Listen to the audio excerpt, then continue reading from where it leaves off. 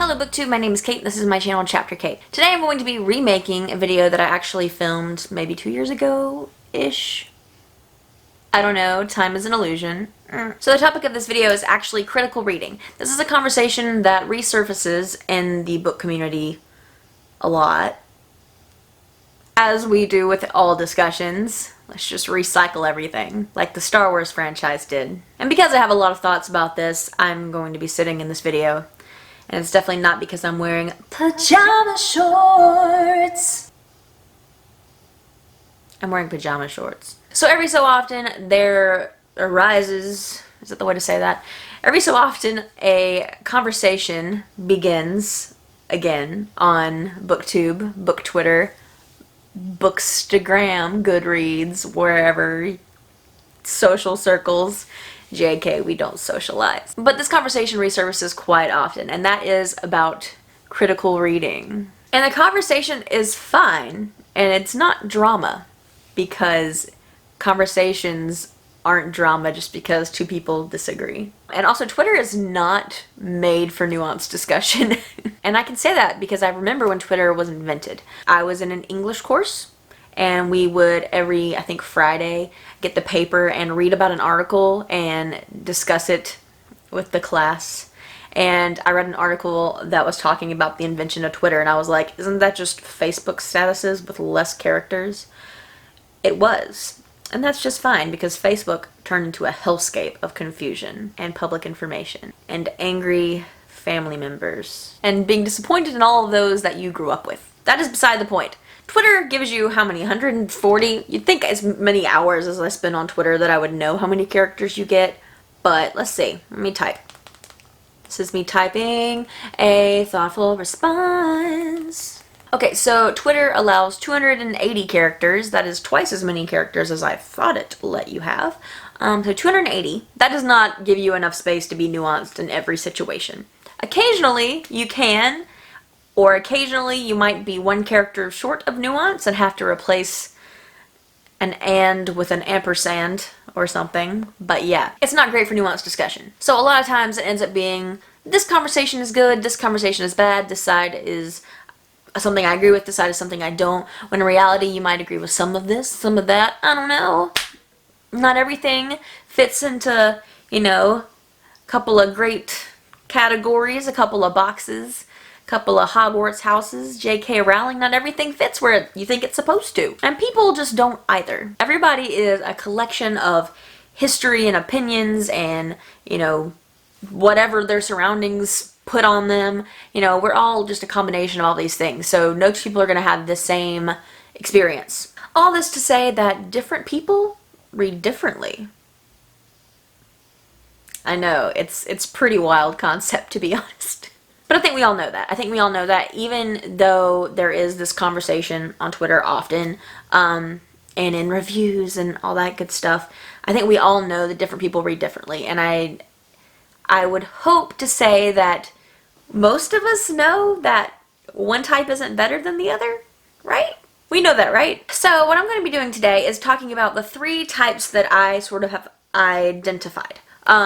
In a video I created 2 years ago, I did the same thing. I gave them different labels. Some of the things I'll be saying again, I might be saying it differently with better lighting and longer hair. Anyway, so the 3 types that I identified in my last video, I'm just going to go into more detail about. But those 3 types are the feel-good reader, the critical reader.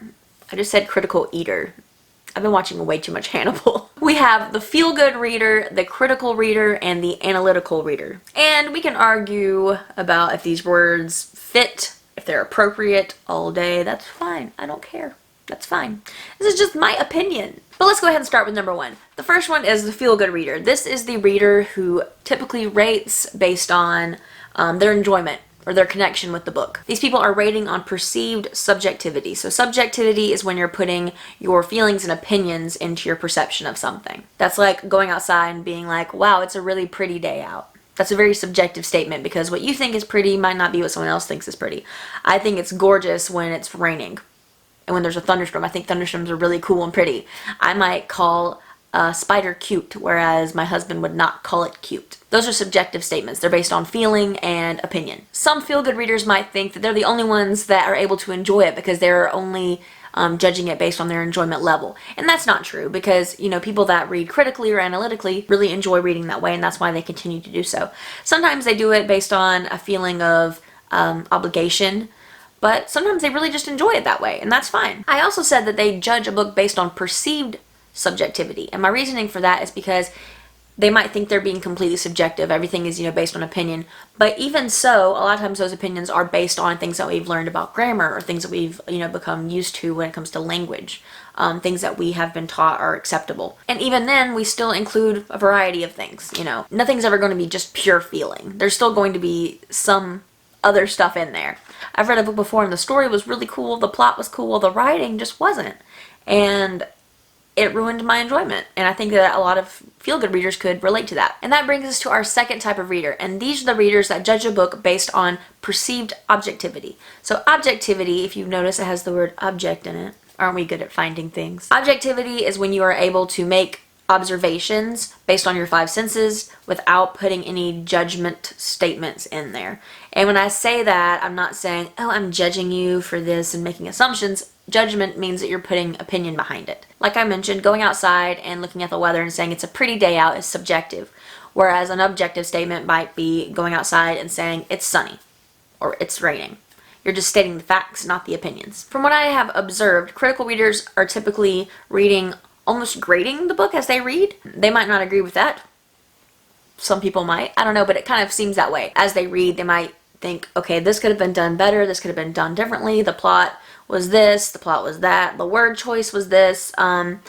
They also might help some of us to see if something is problematic that we might not have noticed. And again, I don't think there's anything wrong with reading that way. However, I also mentioned it being perceived objectivity, and that is because even if you're reading objectively and you think that you're judging everything in a very logical fashion, those observations are still going to be impacted by your opinions. And they're still going to be impacted by the things around you, the things that you're used to, the things that you have seen. If I read a book by a writer who has a very similar background as me, who was raised in a similar area with people around them that had similar views, then I might understand where they're coming from more than if I read a book that's been translated by someone who speaks a different language in a different country and on a different continent with completely different experiences. So even if you're reading objectively, there is still going to be some internal bias there. Rating books will never be a universal thing. There can be a popular sort of consensus, but it's never going to be a universal, yes, this is good, yes, this is bad.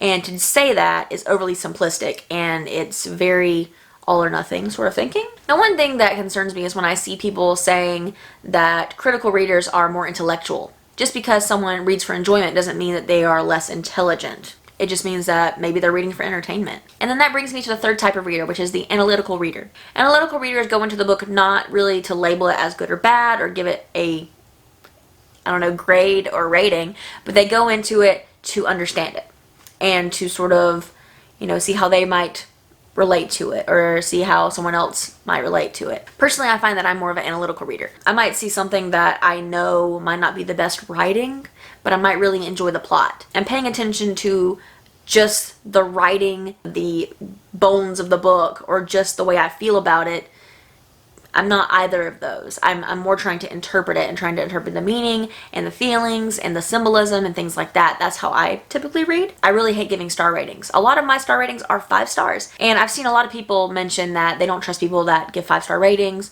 or they see a lot of people that give all 5 stars all the time and they, you know, doesn't really mean anything to them.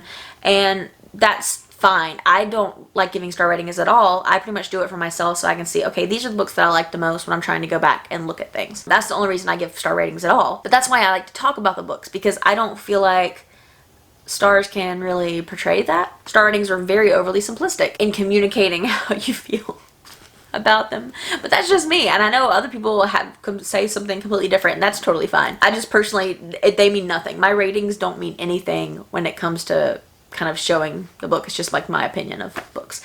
I also do the same thing with movies. I love really, really terrible movies. I also have hated movies that people think are genius, so doesn't mean much. But if I want to sit down and critically talk about the movie, I will. It's time for me to take my meds. silence because I'm mentally ill. So these are the things. Feel-good reader. They think that they are reading subjectively. Critical reader. They think that they are reading objectively.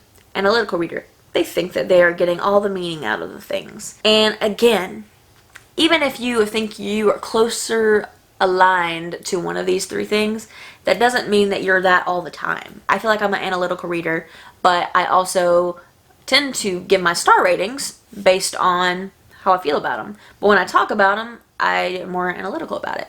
But if someone asks me to be critical of a book, I'll do it. And I think that goes for everybody. I think that we have the potential to sort of dip into all three of those pools. And all three of those have a lot of uncontrolled factors in them. Your mood when you read it, what you've heard about the book before you've read it. There was a readathon that happened when I first started BookTube, and I read the group book at the very beginning of the week, whereas a lot of people kind of saved it for the end of the week. I loved the book. I gave it 5 stars immediately. And then one of the hosts of the readathon read it, hated it. And before they said that they hated it, everybody was talking about really liking the book. As soon as they said they hated it, everyone was like, it's a 0 stars for me. Let's throw it in the garbage. I just thought it was so funny to watch that because we are very much influenced by the opinions of others, especially if those other people are people that we admire or look up to or tend to agree with a lot. Because if you look at someone and you agree with them almost all the time, then they say something, you're going to be more inclined to agree with it because you're just used to doing so. And I think there is validity to all three types of reading and all three types of reviewing. It just depends on what you're trying to get out of a review that you're watching and also what you're trying to communicate in the review that you're giving. I have a degree in music therapy. I work in mental health. Research is really big in our field because it's an evidence-based practice. It's really hard to tell people in health fields that music can be really effective. How can I, tell this to insurance companies? So we have to do a lot of research. That said, there are 2 different types of articles that we might have. We have qualitative and quantitative. If you're a research buff, I'm sure that I will not explain this well enough for you, but I'm going to do my best. Quantitative uses a lot of numbers and data. So you're measuring things. Everything's very measured. So for music therapy, if you're working with somebody to help them walk more easily, I might play some music that has a really strong marching beat to it, and I might measure how far they're able to walk, how often they reach out to the wall to balance themselves, how many steps they take in a minute, things like that. And that can be really good to show sort of increases in different things and to show improvement over time. It can be a really good tool for that and for a lot of other things. And then there's qualitative research. Qualitative research describes the quality of what you're reading about. It uses a lot of descriptive language. It's more of a narrative. Personally, as a professional, I like to read qualitative research to understand better what is going on because it gives me a lot of information about the environment, what the intervention looked like that's being used, things like that.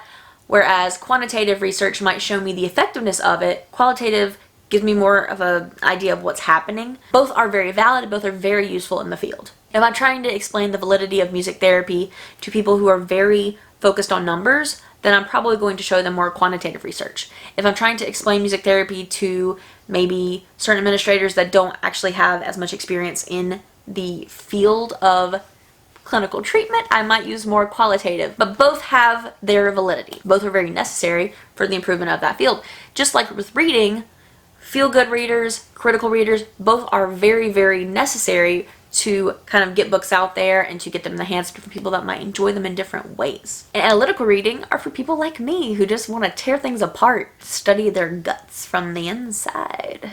I have been watching too much Hannibal. I'm sorry. I really am. A quick summary. There are 3 types of readers. You're either one of them or all of them or none of them. Different people read differently. Discussions aren't drama. All reviews are valid in some way. Doesn't matter really how you review. They're all valid. You're not dumb for doing one type or the other. You're not stuck up whatever if you do one type or the other. Read how you want to read, review how you want to review. You're all valid, you're all great, you're all awesome. Leave me a comment, tell me what kind of reader you think you are more aligned with. If it's a mix of a couple, that's fine too. If you don't want to comment, that's fine too. Leave me an emoji. Leave me your favorite emoji. This one's mine. That is all for this video. If you would like more of this junk, subscribe below. Bye! Tripping over shadows and I'm drowning in the night.